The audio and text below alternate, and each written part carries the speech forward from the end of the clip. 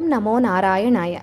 ప్రపంచంలోనే విష్ణువు కూర్మావతారంలో ఉన్న ఏకైక ఆలయం శ్రీకూర్మం.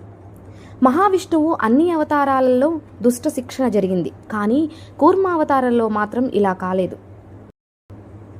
క్షీరసాగర మదనంలో కూర్మావతారం ధరించిన మహావిష్ణువు అదే అవతారంలో పూజలందుకుంటున్న ఆలయం ఈ ప్రపంచంలో ఒక్కటే ఉంది. ఆ ఆలయం కూడా ఆంధ్రప్రదేశ్ రాష్ట్రంలో ఉండడం విశేషం. ఎన్నో అరుదైన ప్రదేశాలకు విశేషాలకు నిలయం ఆంధ్రప్రదేశ్ రాష్ట్రం అనడంలో ఎంత మాత్రం అతిశయోక్తి లేదు. ఆధ్యాత్మికంగా పర్యాటకంగా ఇక్కడ అనేక ప్రాంతాలు ప్రపంచవ్యాప్తంగా ఆకర్షిస్తూ ఉంటాయి. ఆ జాబితాలో చెప్పుకోదగ్గ అరుదైన ప్రదేశం శ్రీకూర్మం. మహావిష్ణువు కూర్మ రూపంలో ఉన్న ఆలయం ప్రపంచంలో ఇదొక్కటే కావడం విశేషం. శ్రీకాకుళం పట్టణం నుండి 15 కిలోమీటర్ల దూరంలో శ్రీకూర్మం గ్రామంలో ఈ అరుదైన దేవాలయం ఉంది. గర్భగుడిలో కొలువైన కూర్మనాథస్వామి విగ్రహం నుండి ఆలయం వెలుపల గల నిర్మాణాల వరకు ఇక్కడ ప్రతిదీ ప్రత్యేకమే. అసలు శ్రీకూర్మం యొక్క చరిత్ర ఏమిటి, అక్కడ విశేషాలేమిటి ఇప్పుడు తెలుసుకుందాం. పూర్వం శ్వేత చక్రవర్తి అనే రాజు దక్షిణ సముద్ర తీరాన ఉండే శ్వేతపురం అనే పట్టణంను పరిపాలించేవాడు. అతని భార్య విష్ణుప్రియ, పరమ విష్ణు భక్తురాలు.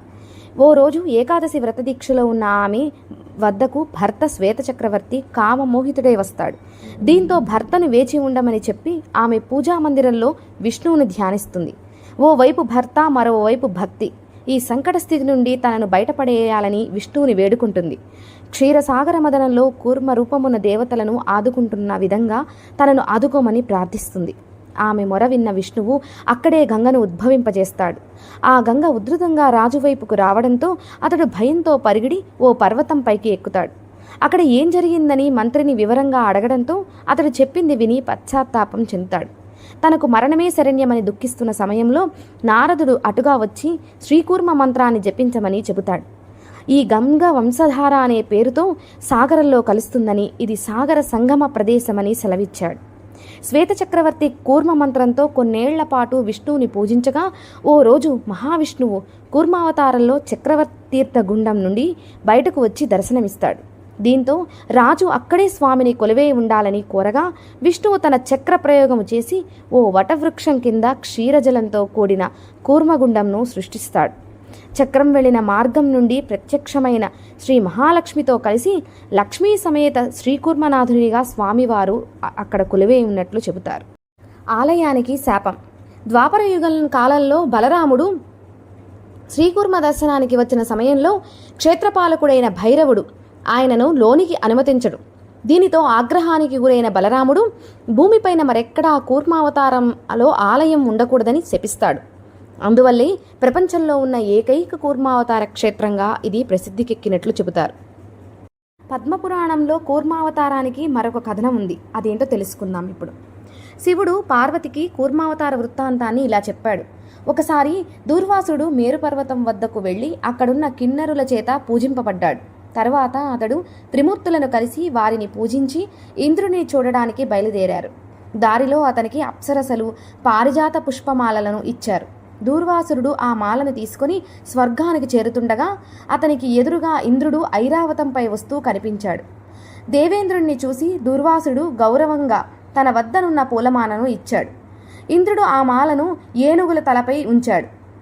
ఆ ఏనుగు దానికి తొండముతో కిందకు వేసి కాలుతో నలిపింది. దీనిని చూసిన దూర్వాసుడు ఇంద్రుడు తనను అవమానించాడని కోపించాడు.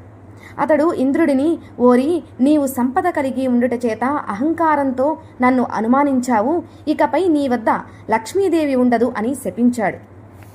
లక్ష్మీదేవి మాయమైపోయి ముల్లోకాలంలోని ప్రజలు ఆకలి బాధలతో అలమటించారు. వర్షాలు కురవటం లేదు, చెరువులు ఎండిపోయాయి, చెట్ల ఆకులు, పూలు, ఫలములు లేవు. యజ్ఞములు లేక దేవతలు హవిస్సులు పొందలేక బలహీనులయ్యారు. దేవతలందరితో కలిసి ఇంద్రుడు బ్రహ్మ వద్దకు వచ్చి విదిత ముల్లోకాలకు ఆకలి దప్పులతో అల్లాడుతున్నారు. హోమములు, సకల క్రతువులు నశించాయి. దేవతలమైన మేమంతా నిస్సత్వులమయ్యాము. సర్వలోకేశ్వరుడగు నీవే మమ్మల్ని రక్షించాలి అని ప్రార్థించారు. మనమందరం మహావిష్ణువుని పూజించి ఆయనను శరణ వేడుకుందాము, ఆయనే మనలను రక్షించగలడు అని బ్రహ్మ వారి అందరినీ వెంట పెట్టుకొని విష్ణువు దగ్గరకు వెళ్ళాడు. బ్రహ్మ విష్ణువుతో ముల్లోకాల పరిస్థితిని వివరించాడు. విష్ణువు వారితో, దేవతలారా, లక్ష్మీదేవి కరుణ లేక మీకు ఈ పరిస్థితి వచ్చింది. మీరు దానవులు కలిసి క్షీర సముద్రమును చిలకండి, అప్పుడు సముద్రం నుండి లక్ష్మి జన్మిస్తుంది అన్నారు. దేవదానవులు కలిసి మందరగిరిని పెకిలించి పాల సముద్రం పైన వేశారు. విశ్వరూపుడైన విష్ణువు కూర్మరూపం ధరించి మందరమును తన వీపుపై ఉంచుకొని అది ఒరగకుండా ఒక భుజం చేత పట్టుకున్నాడు. దేవదానవులు ఆ మందరమును కవ్వముగా చేసి వాసుకి తాడుగా చుట్టి ఏకాదశి రోజున పాల సముద్రాన్ని మదించసాగారు. దాని నుండి మహాభయంకరమైన విషం పుట్టింది. బ్రహ్మాది దేవతలు ప్రార్థించగా శివుడైన నేను ఆ కాలకుటాన్ని మింగి దానిని నా కంఠంలో ఉంచాను. అందువలనే నా కంఠం నీలంగా మారింది. అప్పటి నుండి నన్ను నీలకంఠుడు అన్నారు అని చెప్పిన శివుడు మరలా సముద్రమదనం గురించి చెప్పడం ప్రారంభం చేశాడు. మరలా దేవదానవులు కలిసి సముద్రాన్ని వధించారు. సముద్రం నుండి జ్యేష్ఠాదేవి జన్మించింది. నేనేం చేయాలి, ఎక్కడుండాలి అని అడిగింది. బ్రహ్మ ఆమెతో, ఎవరి ఇంటిలో ఎప్పుడూ కొట్టుకుంటూ ఉంటారో ఆ ఇంటిలో ఉండు. ఎప్పుడూ తిట్టుకుంటూ అబద్ధాలాడుతూ సంధ్యా సమయంలో మత్తుగా నిద్రపోతూ ఉండే మనుషుల ఇండ్లల్లో ఉండు. కపాలములు, వెంట్రుకలు, ఎముకలు, బొగ్గులు, బూడిద ఉండి అపరిశుభ్రంగా ఉండే ఇండ్లలో నీవు నివసించు. కపాలములు, ఎముకలు కట్టుకొని ఉండే మనుషులు పీడించు అని చెప్పి జ్యేష్ఠాదేవిని కలిరాజుకు ఇచ్చారు.